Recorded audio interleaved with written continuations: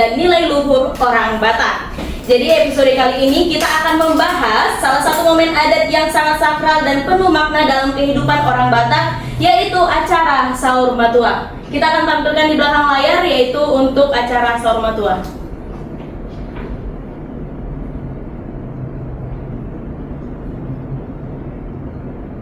Halo Sobat Batak Unik, tahukah kamu, dalam budaya Batak, tidak semua kematian dianggap sama.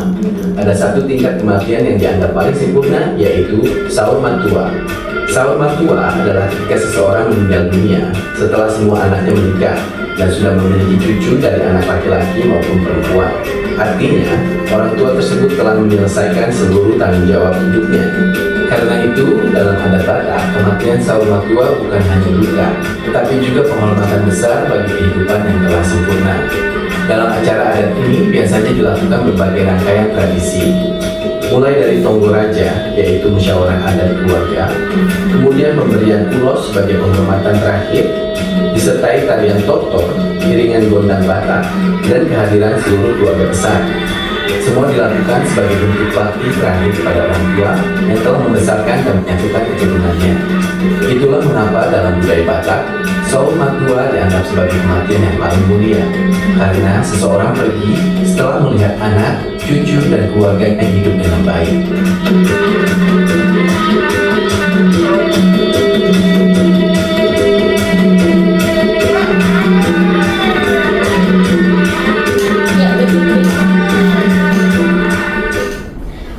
Sobat Batak. Banyak orang mungkin pernah mendengar istilah ini, tapi belum benar-benar memahami makna apakah Sahur Matua hanya sekedar pesta kematian atau ada nilai rohani dan filosofi yang lebih dalam di dalamnya. Untuk pembahasan secara lebih mendalam, hari ini kita sudah kedatangan tamu dari Ketua Adat yang pertama, Amang Moraihut Samosir, Ketua Adat dari Samosir. Kemudian juga ada Amang IR Adon Walfares Opung Sungguh dari Ketua Adat Aritonang Opung Sungguh. Kita berikan dulu tepuk tangan.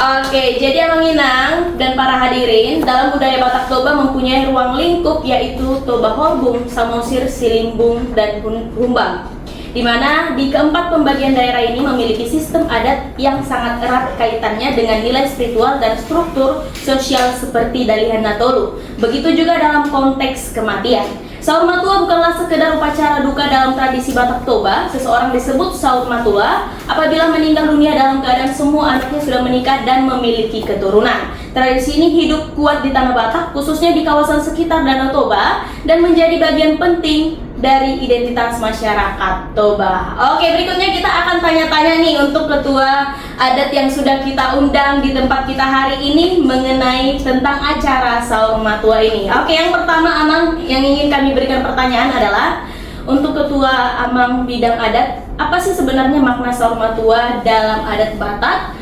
Dan mengapa status ini dianggap sebagai kehormatan tertinggi dalam kematian? Oke, jadi kita coba dulu memberikan pendapat dari Amang, lalu kemudian dari Amang Moraihut ya. Oke, jadi dimulai dari Amang. Oke, terima kasih buat semuanya, horas buat orang Batak dimanapun berada. Pemaknaan soal Sahur Matua. Iya. Ya. Sahur Matua itu adalah sebuah strata tertinggi sebenarnya di orang Batak ketika dia meninggal. Ya. Orang Batak meninggal itu mulai dari tilaha, ya, mati pung,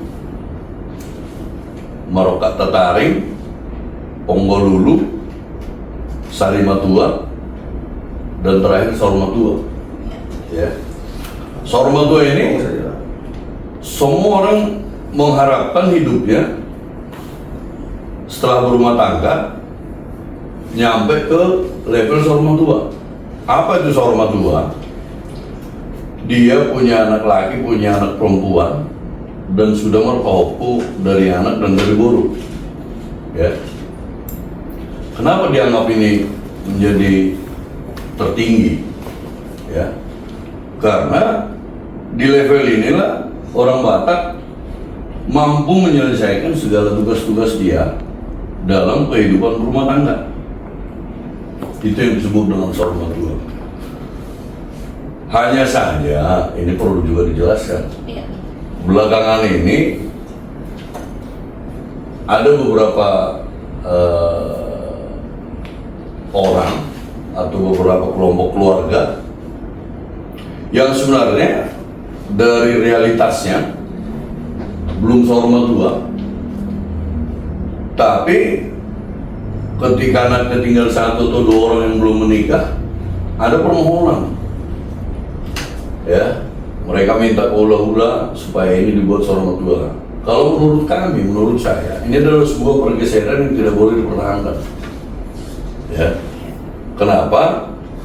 Ya, kita sudah menggeser pemaknaan itu. Ya, makna sebenarnya sahur itu ya sudah harus benar-benar dalam bahasa Batak sikop. Ya, anaknya semua sudah berumah tangga, ya, dan pahopunya sudah ada dari anak dan dari buru. Soal semuanya belum merpahopu, ini tinggal 2 semuanya, ya. Tapi dia sudah menyandang gelar pahopu. Ada pahopu Pangguaran. Pahopu Pangguaran itu sebenarnya kan dari anak, ya. Itulah sahur matua. Begitu mungkin selintas dulu soal penjelasan sahur matua dari kami. Oke, terima kasih untuk Amang. Kemudian kita serahkan untuk Amang dari Samosir. Ya, terima kasih. Horas unik Batak. Iya, Batak unik. Batak unik. Iya. Sebelum saya memberikan penjelasan, saya clear dulu ya. Iya, siap. Ada upama Batak seperti ini. Asing gadaran, asing Singapura. Asing luar, asing adatmu.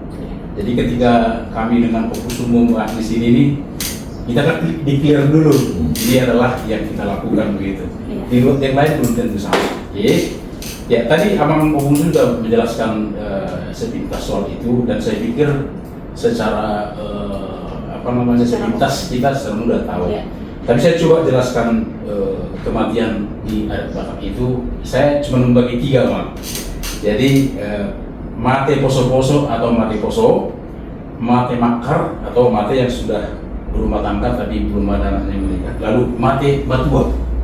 Nah, mate batua ini apa yang dinamakan sari matua dan sahur matua. Jadi ketika orang yang sudah matua itu marpahopu itu yang disebut matua, bukan mate lagi.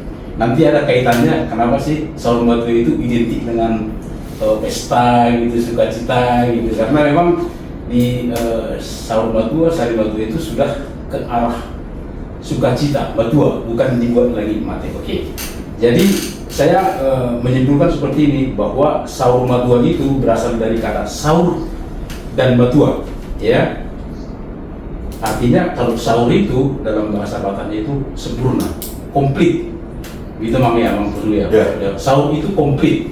Jadi sahur matua itu meninggal dalam kesempurnaan. Apa itu kesempurnaan? Apa yang dikatakan filosofi Batak itu?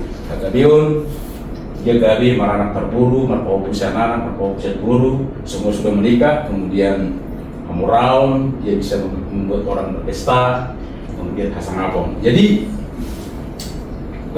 makna sahur matua itu di dalam adat Batak itu adalah kesempurnaan. Karena itu sempurna, maka layak kita layakan. Kira-kira begitu. Terima kasih. Oke, Mang. Jadi sebelum ke situ, Mang, tadi kalau mungkin di sini kita cuplikan bahwa dia harus memiliki anak, di mana anak ini sudah menikah dan sudah memiliki keturunan.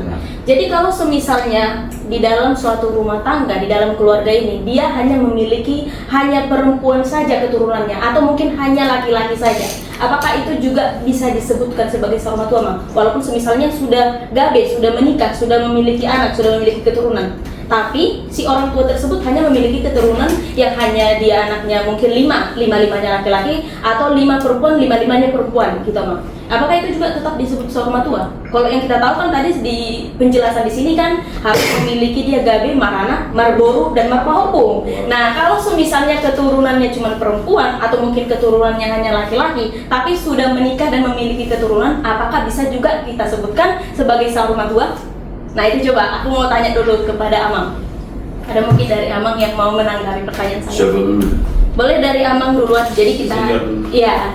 Amang, Sebutkan dan kita mengucapkan terima kasih untuk penjelasan dari Amang Aritonang Sungguh dan dari Amang Samosir ya untuk penjelasan sahur matua ini. Oke, berikutnya kita ingin menanyakan, kalau tadi mungkin dari penjelasannya Amang kita dengar di sini Gabe Maranak Marboru dan Marpahopu. Jadi kalau semisalnya keluarga itu hanya memiliki keturunan perempuan semua Amang, atau semisalnya laki-laki semua Amang udah menikah, udah Gabe, udah ada juga anaknya, keturunannya, apakah bisa juga itu Amang disebutkan sahur matua? Oke. Ini pertanyaan yang sangat prinsip dan ini juga sekaligus menjadi debat publik. Kita harus fair. Ya. Hanya saja dalam pelaksanaan adat Batak ini adalah bagaimana kita bersepakat. Ya. Makanya dibilang air gudang air laut dos niroha sebenarnya sahur. Kalau bicara pengertian yang sebenarnya, sahur matua itu ya harus punya anak laki dan perempuan, dan harus punya cucu dari anak dan dari laki dan perempuan. Tetapi kalau kita mengacu dari pengertian yang sebenarnya, apa sih yang disebut dengan tanggung jawab orang tua? Ya, tentu kalau ini menjadi titik nol berpikir kita atau titik berangkat kita, kalau misalnya dia hanya punya anak laki-laki, ya, tentu kalau anaknya semua sudah menikah, bahkan kalau semua sudah punya keturunan, saya pikir dia juga sebagai orang tua sudah sikap. Nah, ada pemahaman yang harus kita sinkronkan dengan agama. Ya itu dulu. Kita nggak boleh lari dari bahwa hidup kita ini sekarang sudah beradab atau berjalan dalam konteks keagamaan.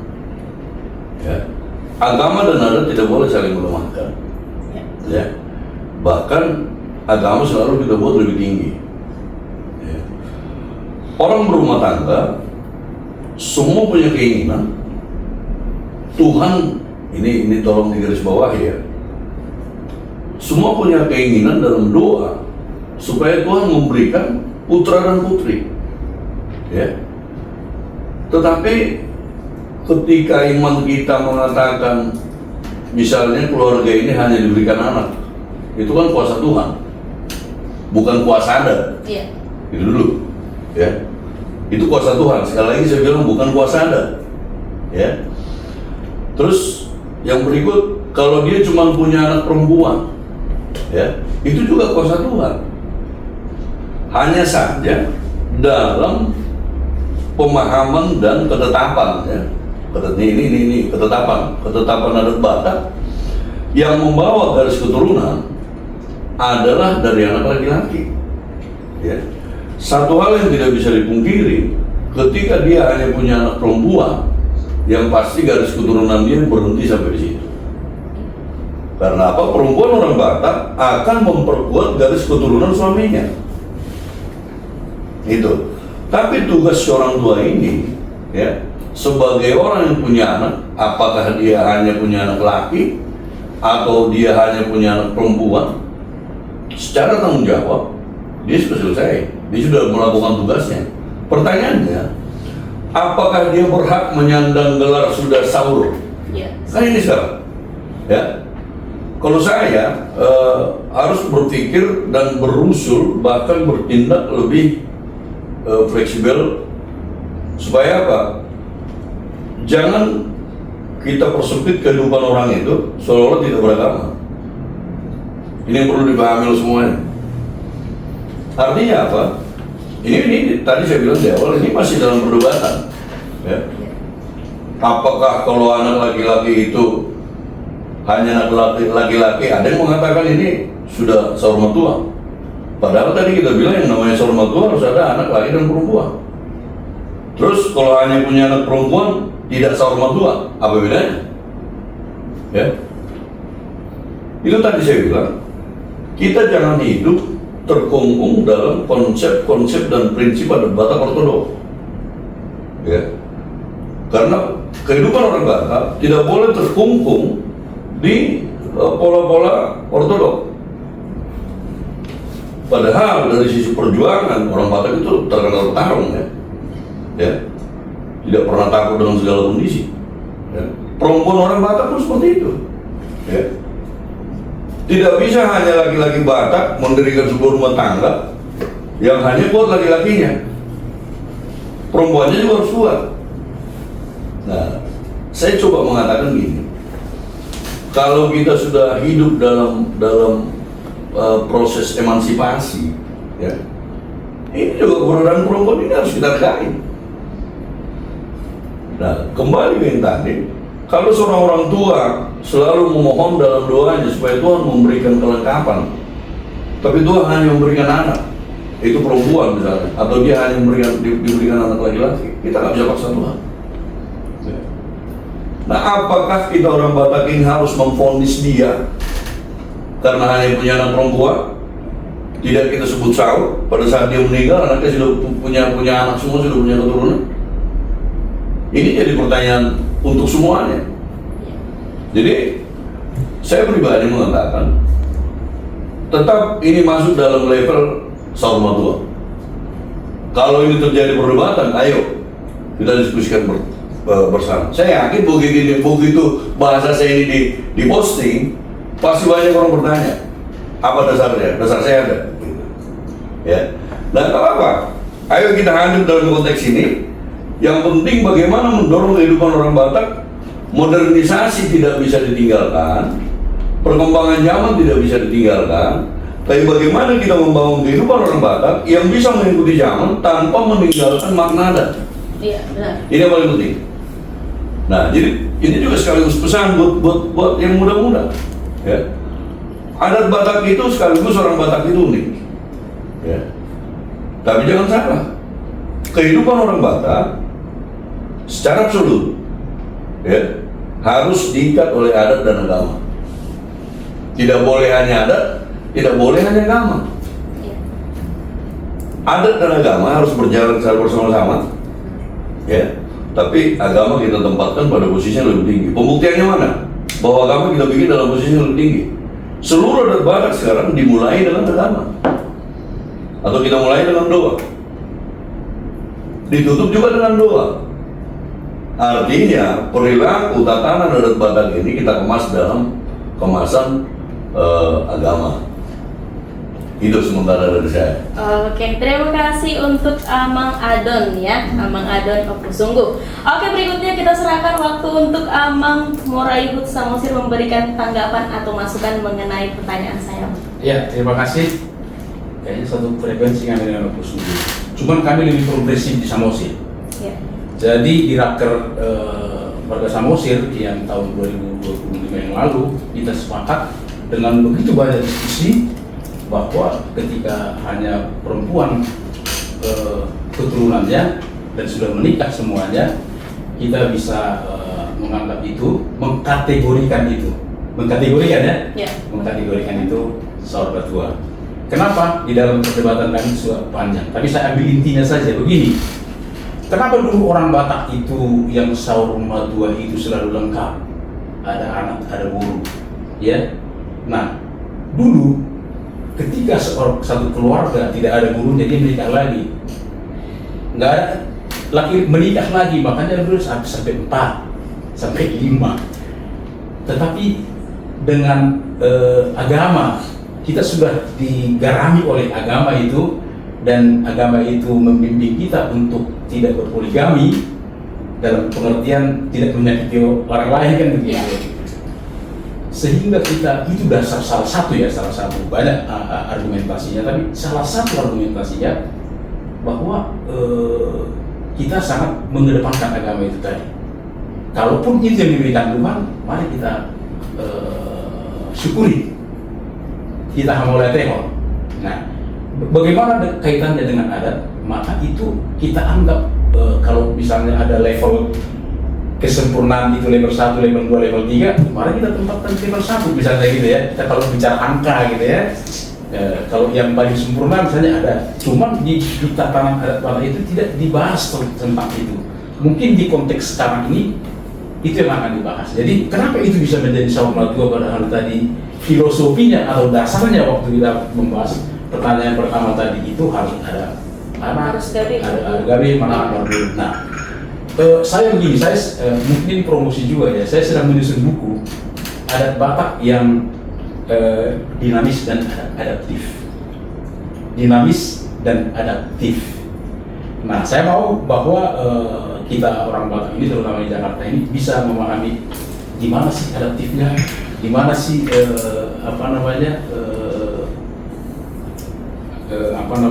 dinamisnya. Nah, itu nanti kalau saya diundang lagi di sini podcastnya, saya akan jelaskan itu. Iya. Tapi memang belum bentuk dari buku. Nah, itulah.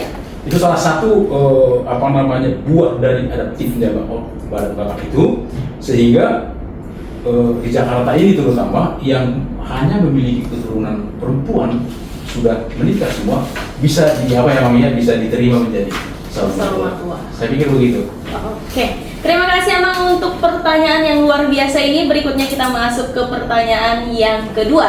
Dalam pelaksanaan acara saurmatua, bagaimana peran hula-hula, dongan tubuh dan boru dijalankan? Kita mulai dari Amang Adon Opung Sungguh. Oke, bicara peran ya. Iya. Peran dari hula-hula, dongan tubuh, dan boru. Ya sebenarnya ada satu lagi yang harus tambahin. Peran dongan sahuta. Oh, dongan sahuta man. Loh iya, kenapa? Kita hidup berdongan sahuta. Ya. Justru itu menjadi kelemahan kalau tidak ada interaktif dengan teman sekampung. Kalau bicara sekampung di mana kita tinggal ya. Nah, oke.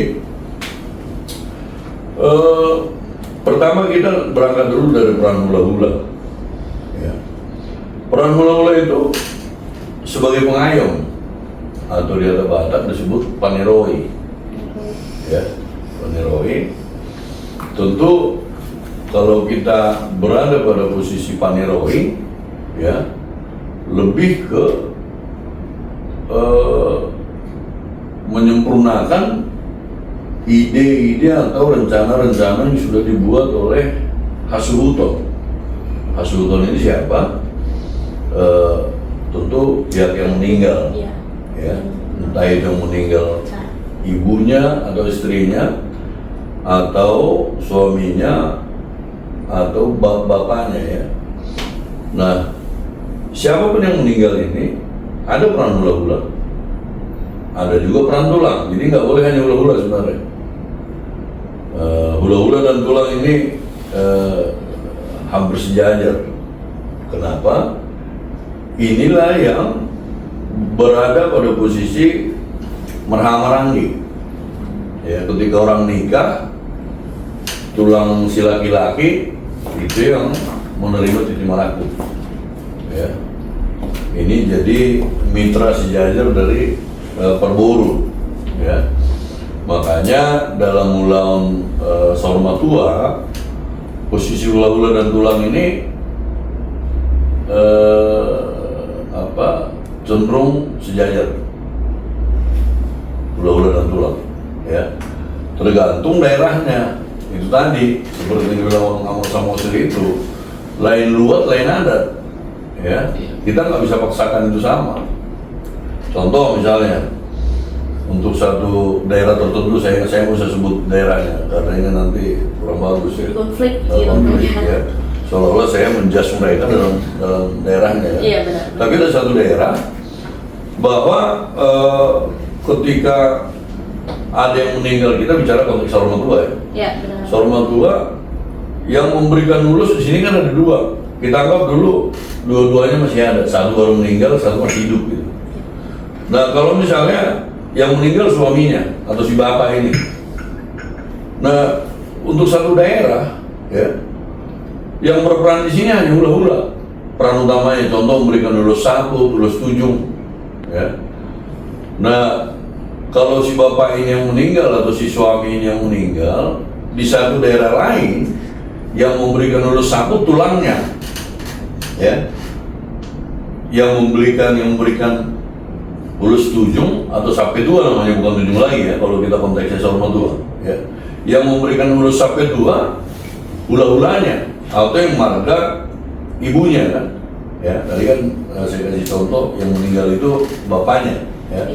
Tapi di daerah tertentu ya, peran ini diambil oleh satu kelompok, hanya hula-hula yang mengambil. Nah, sebaliknya kalau pada posisi ibunya yang meninggal ya, tentu ini yang disabut kan gitu. Yang meninggal ini kita sabut. Siapa yang memberikan sabut? Tentu hula-hulanya kan. Tapi yang jadi pertanyaan dari daerah tertentu ini, kenapa kok hula-hula juga memberikan sampai 2 ke suaminya gitu kan? Nah, ini kan masalah budaya daerah tertentu, kita nggak bisa intervensi itu, ya. Itu peran hula-hula dan tulang, ya, clear di situ, ya. Itu yang pertama. Yang kedua, hula-hula dan tulang ini kalau dia sudah pada posisi saurma tua, tentu dia bawa beras, ya. Adat Batak itu tidak ada hula-hula berangkat ke tempat burunya tanpa bawa beras, belum apapun itu. Ya. Itu supaya kita berikan juga penjelasan soal itu. Kalau kita berangkat ke kampungnya buru kita, paling tidak beras harus kita bawa. Itu simbol orang Batak. Ya, adalah bentuk kasih terhadap buru. Ya. Nah, tadi kan hula-hula dan tulang ini sudah bawa beras, bawa ulus juga. Nah, tentu kalau sudah saurma tua, ada ulus solong. Ulus solong ini ke siapa? Kalau dia hula-hula tentu ke poparannya yang meninggal ini.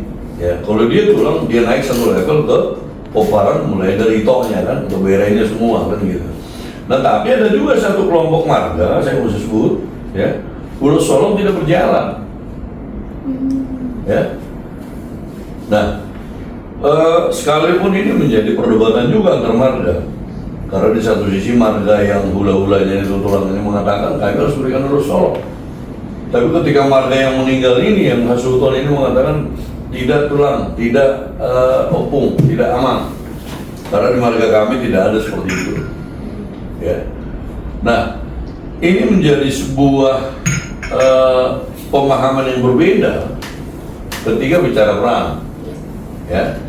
Tapi kembali yang tadi, adat Batak itu adalah kenapa dia indah, selalu bisa bersepakat. Ini kelebihan orang Batak. Ya. Kita nggak usah kalaupun ada sedikit tensi pembicaraannya agak tinggi, ya. Pada akhirnya dia bisa merendah. Ya. Tentu kita hadir di situ bukan untuk bermusuhan. Ya. Boleh kita berdebat, boleh kita berdiskusi, tapi jangan sampai terbawa ke level amarah. Ya. Itu keindahan orang Batak yang diikat dengan adat istiadat tadi itu.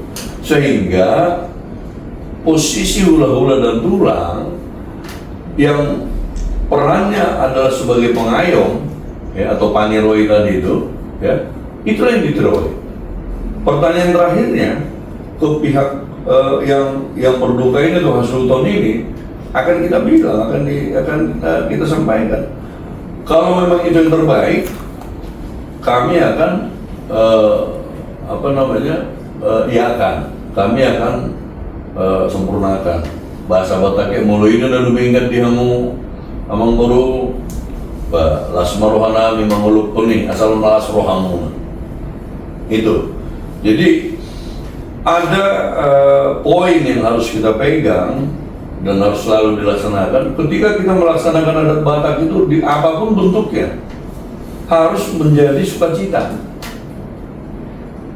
Ya, orang yang berduka pun ketika kita datang, apalagi posisi kita sebagai hula-hula atau tulang, ya, harus mampu memberikan sebuah momen keceriaan ke keluarga yang sedang berduka. Jangan mempersulit.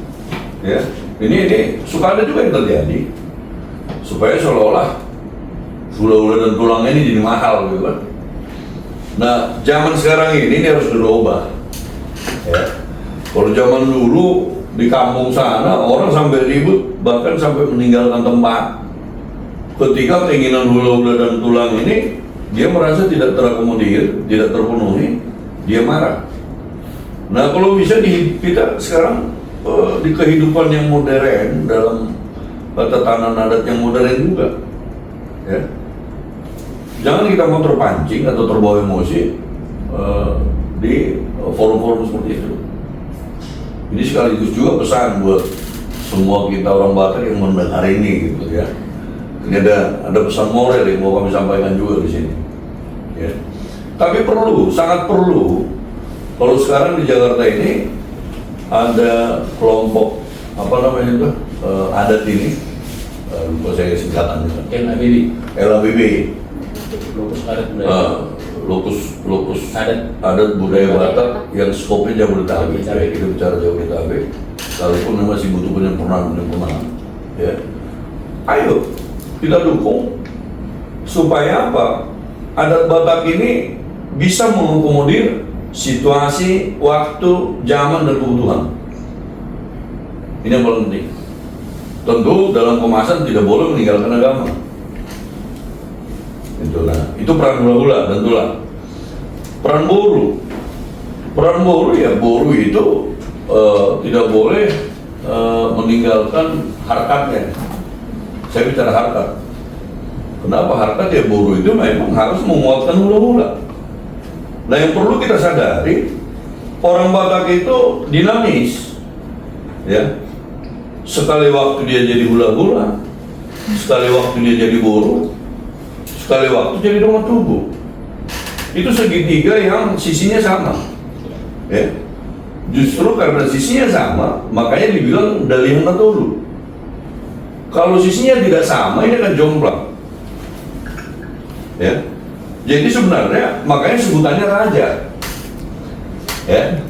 Raja ni hula-hula, raja ni dongeng tubuh, raja ni boru. Itulah bahasa yang paling santun ketika menyebut tiga kelompok ini. Ketika kita menyebut kelompok hula-hula, ya raja ni hula-hula. Ketika menyebut kelompok dongeng tubuh, raja ni dongeng tubuh. Ketika kita menyebut kelompok boru, ya raja ni boru. Karena apa? Di masing-masing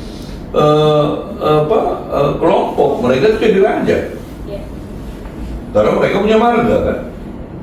Itu. Nah, peran boru nanti adalah bagaimana dia memberikan perhatian semaksimum mungkin supaya hula-hulanya ini berjalan dengan baik, ya. Tentu dari boru apa tupak, kan gitu. Itulah adat, ya. Nah, kalau hula-hula kita Sorma Tua, ya boru ini papung tupak. Dan yang benar sebenarnya boru ini pas sahaton dia ada pada saat acara adat, ya, dibuatlah di piring atau di amplop, di tortorhon, ya. Inilah tupak dari kami boru sebelah bla bla bla bla, ada penjelasannya, ya. Nah, terus boru ini juga tidak cukup hanya boru, harus ikut juga semua tua di boru. Karena boru ini kan sudah nikah, ya. Ada marga suaminya, marga mertuanya. Tidak boleh hanya boru kita. Si Motoni Boru juga ini kelompok yang penting. Karena mereka juga harus memberikan kewajiban adatnya, ya. Nah, mungkin saya bisa jelaskan juga sekalian kewajiban apa yang harus kita berikan ke boru, ya. Di Jabodetabek ini ada pemahaman yang tidak clear, ya. Ketika konteksnya Sorma Tua, boru datang memberikan tupak ini tentu ditongani lawan, yang ditongani lama, ini harus kita urusi. Kenapa harus diurusi? Kita jangan hanya menerima aja gitu loh. Mereka datang dengan siluanya, dengan tupaknya. Kita punya kewajiban untuk memberikan juga, mengulusi mereka. Ulusi ini menyemangati mereka, mau masuk mereka tentu dari doa kita, ya, karena memberikan pas-pas itu Tuhan, ya. Begitu juga semua Tuhan boru. Mereka mau tupak, ya kita berikan lulus, gitu. Nah, terus peran dongeng tubuh tadi, kan. Nah, dongeng tubuh ini, ya dia harus bersama-sama dengan Hasuhuton, ya, untuk melakukan adat ini, adat Sorma Tua ini, ya. Mereka lah masuk dalam kelompok Hasuhuton, ya. Apa yang harus dilakukan, apa yang harus dikerjakan, bagaimana menghadapi orang hula-hula, menerima mereka segala macam, karena sultan ini kan praktis mereka tidak bekerja, ya, yang bekerja itu nomor tubuhnya bersama dengan nomor sahuta tadi itu, ya. Disitulah peran nomor sahuta menguatkan posisi sultan bersama dengan tubuhnya, ya. Nah, nomor sahuta pun akan menepati. Jadi tidak ada kehidupan orang Batak hanya datang untuk makan. Mereka punya kewajiban, makanya untuk mengundang orang Batak itu, coba kita undang orang Batak datang cuma makan nggak berikan, wah ini paling sulit. Itu kelebihan orang Batak.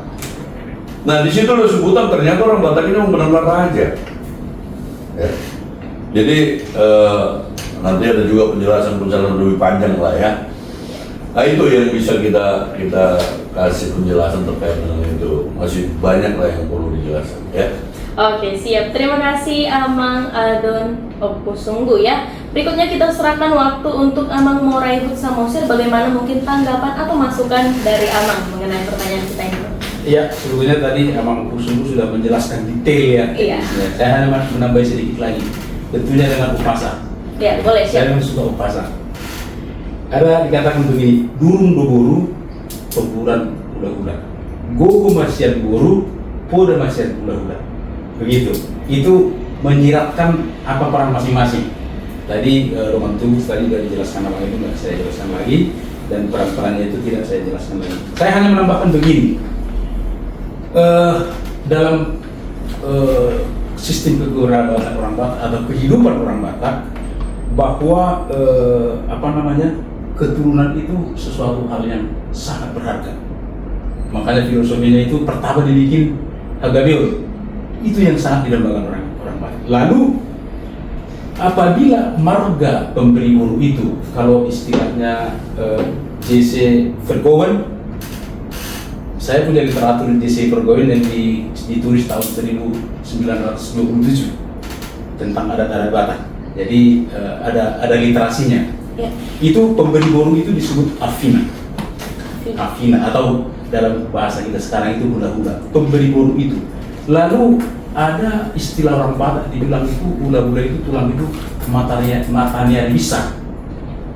Begitu tingginya posisi hula-hula itu yang sudah memberikan keturunan kepada pihak marga tersebut mengambil boru itu, maka posisi hula-hula itu sangat sentral, sangat dominan.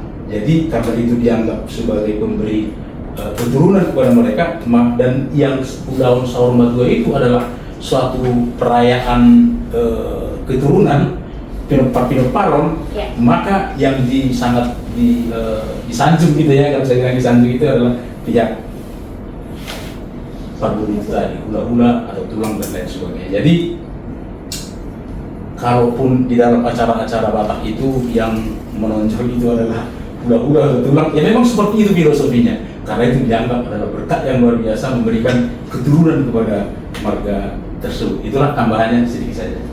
Oke, terima kasih. Jadi itulah tadi peranan dari hula-hula, dongan tubuh, dan boru ya, beserta tadi ada ditambah yang kita di sini yaitu dongan sahuta dalam acara Saurmatua. Oke, berikutnya kita masuk ke pertanyaan yang ketiga, Amang.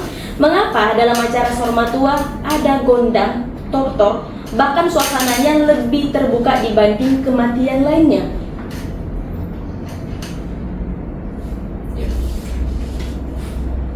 Ada di atas pertanyaan sebelumnya, perbedaan. Iya, tapi kita Ya, lanjut aja. aku ini tadi emang aku batalin di sini karena aku lihat di nomor 3 ada.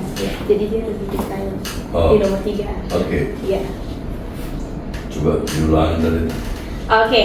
Jadi pertanyaannya, Mang, mengapa dalam acara Saurmatua ada gondang, tortor, bahkan suasananya lebih terbuka dibanding kematian lainnya? Apa filosofi di balik itu menurut adat? Bagaimana tanggapan dari Amang Adon Opusunggu untuk memberikan tanggapan atau masukan? Ya, ini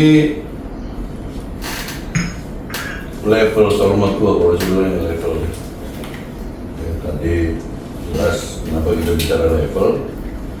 Ada yang meninggal anak-anak ini disebut dengan tilaha, ya. Ya. Ada meninggal masih dalam duka, ya. itu tadi ini salah satu dari keluarga yang meninggal tapi anaknya masih kecil. Kalau ibunya yang meninggal disebut ini marokata taring, ya. Kalau bapaknya yang meninggal disebut mapangkolulu. Ini masih dalam kesedihan ini, ya.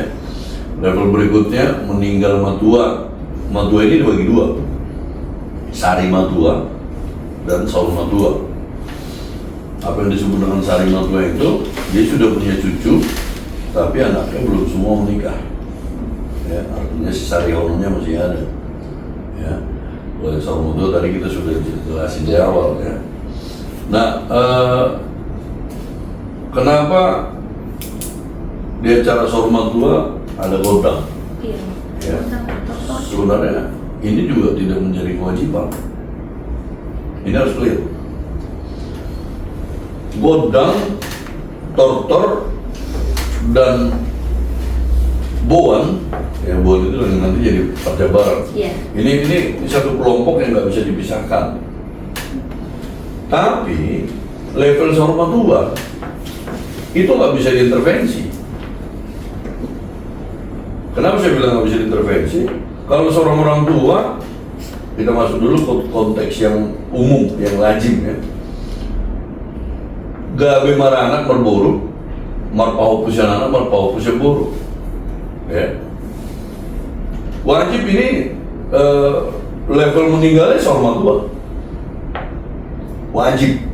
Tidak ada yang bisa menganulir itu jadi tidak saur matua, ya. Karena ada kaitannya dengan godang dan jambar. Ya. Saya nggak tahu di nomor berapa sih pertanyaannya soal apa nomor miat nomor berapa itu harus satukan. Ada nanti di nomor 7. Nggak, ini disatukan aja penjelasan ini. Kita masuk sini langsung, ya. Kita gabungkan di sini supaya clear penjelasannya. Ya. Tadi saya sudah bilang saur matua itu adalah sebuah level atau strata. Ya. Jadi bukan bukan berarti kalau dia miskin, dia meninggal sudah lengkap semuanya. Lantas bukan saur matua, ini ada pemahaman yang bergeser belakangan ini saya tahu. Ya. Dia punya duit atau tidak punya duit, ya level dia saur matua. Kan itu. Ya. Levelnya saur matua, itu harus tegas. Nah soal dia bagaimana menyatakan ke masyarakat level saur matua ini tergantung bagaimana dia punya kemampuan, ya. Karena ada orang Batak itu semuanya kos atau biaya, ya. Jadi misalnya dia mau kemampuan dia hanya nomor miak, sekalipun raja-raja kan mengatakan mau raja Dunga Tubuh, Dunga Sahuta, Hula akan mengatakan udah gak pantas ini kalau sudah saur matua. Kenapa harus nomor miak? Tapi kalau saya katakan kalau memang itu kemampuannya, kenapa harus tidak bisa? Yang tidak boleh dilakukan itu kalau dia umurnya panjang, pinoparnya lengkap, tidak ada yang meninggal sampai dia meninggal ini. Ini sebenarnya kan sudah masuk di level Mauli Bulu. Iya, level tertinggi dari Ya. saur matua Mauli Bulu. Nah, ini nggak usah kita sebut. Karena apa? Begitu kita masuk ke level ini harus benar-benar dia bisa mempertanggungjawabkan itu dan bisa memberikan pelaksanaan adat yang terbaik. Ya. Nah, tidak menjadi ini supaya yang muda-muda juga bisa memahami supaya tadi jangan merasa berat soal adat itu. Ya. Karena saya pernah menentang ini. Ya. Dia bilang kalau saur matua harus siga gadut. Terus kalau dia keluarga itu nggak mampu, mau diapain? Kan itu sekarang. Makanya tadi saya bilang level saur matua itu adalah sebuah strata kematian, ya, yang dia sudah capai tentu dengan standar-standar tadi itu. Ya. Nah, bagaimana tata laksananya? Yang menurut publik kalau sudah saur matua itu cenderung jadi pesta, kan itu.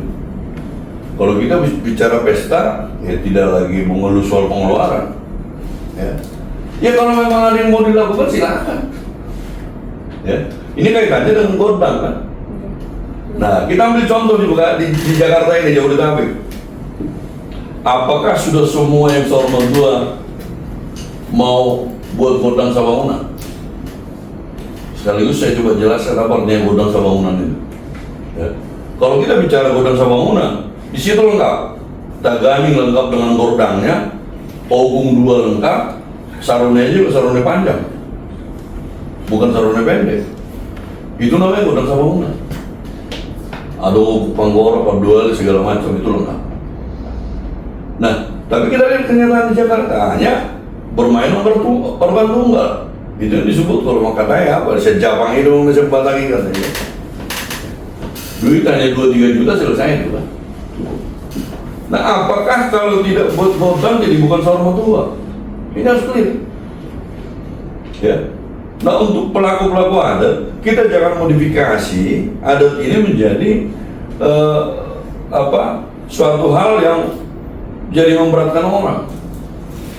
Jangan. Tadi saya bilang, oke, kita sekarang lihat situasi hari ini ya. Situasi hari ini, tentu ini efek positif dari COVID. Ya. Setelah COVID, para pelaku adat, para marga sudah bisa menerima duit jadi pengganti jambar. Ya. Oke, kalau kita bilang adat Sorma 2 sekarang kalau bicara horbo, ya, itu harganya sekitar 30 juta. Ya. Tapi diganti jadi duit. Itu disebut sekarang Jabar Nabir ya. Ya, Jabar Nabir. Jabar Nabir ya. Pertanyaannya, apakah jujur ini Lamarulaun ini bikin duit 30 juta? Belum tentu. Saya tidak mengatakan tidak. Belum tentu. Ya. Artinya ada ruang fleksibilitas kita, ya, untuk bisa melihat situasi ini dengan kondisi yang ada, sebutannya di atas, tata laksananya belum tentu seperti itu. Oke, kita sebagai hula-hula misalnya, sebutannya perjabaran Singagadut, tapi diganti dengan duit atau Jabar Nabir.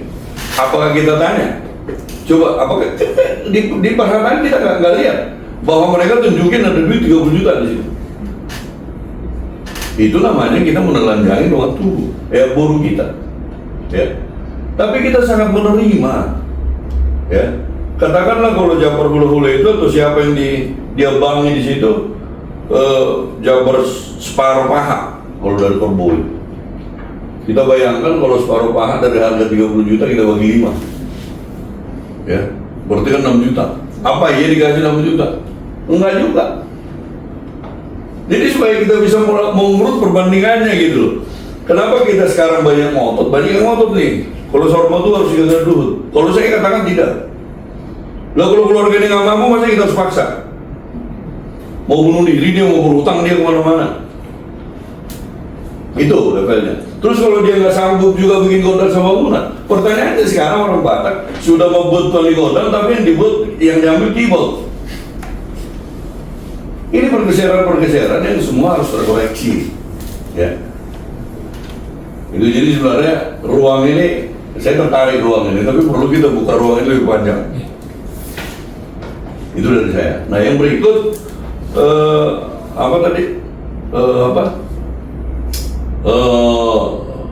orang yang punya duit, ya, katakanlah sahur matua ini sampai ke level matua dulu mau dibulung, ya, matua dulu mau dibulung, ada perbedaannya, ya, tapi masuk sampai ke level matua dulu mau dibulung satu sebutan ini, ya. Nah di situ orang tidak lagi nangis, ya. Sudah peninggal tangan namanya, Pak. Peninggal tangan itu menortor, ya. Semua orang menortor di situ, jarinya udah duit semuanya. Itu namanya keluarga ini sudah betul-betul menyadari di saat orang tuanya ini hidup, memberikan nasihat, memberikan doa, semua turunannya punya rezeki yang bagus. Mulai dari sekolahnya bagus, usahanya bagus, ya mereka mengucapkan syukur. terhadap semua yang datang. Ya, coba kita bayangkan kalau orang tua kita meninggal tapi gak ada yang datang. Mau duit kita sebanyak apapun, itu sangat menyakitkan.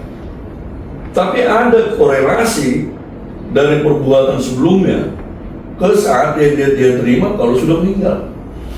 Makanya dibilang, banyaklah menabur supaya banyak menuai. Ya. Orang akan kelihatan, satu orang tua yang meninggal akan kelihatan persaur atau tidak, perdongan atau tidak dari orang yang datang. Itu buktian. Nah disitulah anak-anak ini mensyukuri segala hal yang mereka sudah terima, sehingga apa? Ya mereka di situ katakanlah, ya kalau kita buang duit, nggak ada orang buang duit ya, tapi pemahamannya hampir seperti itu. Dia berikan duit orang yang datang semua itu, bahkan ada satu keluarga tidak mau terima tumpah. Ada itu, karena dia merasa kami sudah cukup, kami sangat berterima kasih, hadir pun sudah bersyukur gitu. Itulah tadi perbedaan-perbedaannya. Tapi kembali yang tadi, orang Saurmatua tidak diukur dengan buah. Itu harus lihat. Berarti dari segi kemampuan. Ibuan itu dari sisi kemampuan. Oh, oke. Siap, Mulai. mantap sekali. Oke, berikutnya kita serahkan waktu untuk Amang Muraihut Samosid memberikan masukan atau tanggapan, Amang. Iya, memang adat Saurmatua di Jakarta sekitarnya ini agak sedikit bisa ada polemik, bisa ada ketidaksetujuan dan lain-lain. Saya mau kasih tahu ada dorongan tubuh kita, dia punya anak 3, perempuan, laki-laki, perempuan, sudah mertua anak perempuan lengkap, tapi umurnya waktu itu masih umur 62 tahun.